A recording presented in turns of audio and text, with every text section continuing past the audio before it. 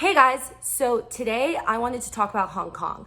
Hong Kong is a place that is personally super special to me, but also because it's been all over the news lately. There have been so many protests and thousands of people in the streets, and I wanted to give some basic history on how we got here, what is going on in Hong Kong, and why this is taking place right now. So in a nutshell, Britain started the Opium Wars in the 1800s, and China, after they lost the first and the second Opium Wars, there was a formal agreement for China to lease Hong Kong to the UK rent-free for 99 years. A lot of economic refugees from China left the mainland and went over to Hong Kong seeking economic freedom from Hong Kong's free market and also political freedoms. So Hong Kong continued to grow and prosper and became what it is today.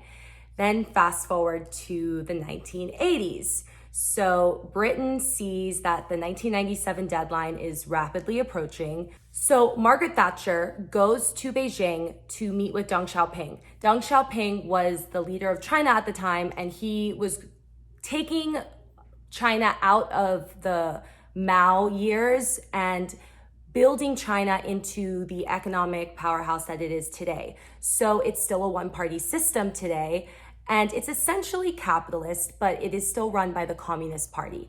Deng liked to call this socialism with Chinese characteristics. That's what he was known for saying.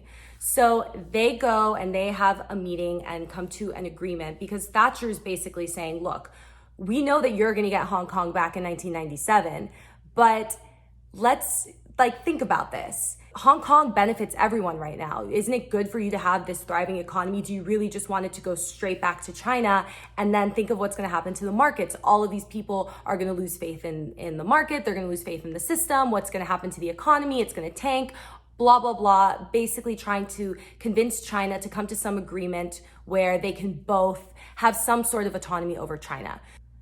So what they come to is one country, two systems, where Hong Kong would basically be under control of China. It would be a part of China, but it would maintain the British system. So over this time, Hong Kongers who are native Chinese, they have developed their own identity, right? So whereas before they came from the mainland and they moved to Hong Kong for economic success, they still consider themselves Chinese, but you now have a whole new generation of people who really consider themselves Hong Kongers, and they make that distinction. And that's what has complicated this situation even more, because as this 2047 date is approaching, you have this whole young generation of Hong Kongers who don't want to be a part of China, and they want to keep Hong Kong the way that it is. The facts are that in 2047, Hong Kong will officially be handed over to Beijing, and the one country, two systems policy could potentially end. Now, what happens is completely in Beijing's hands. No one really knows what they're going to decide, if they're going to keep allowing Hong Kong to have this special status.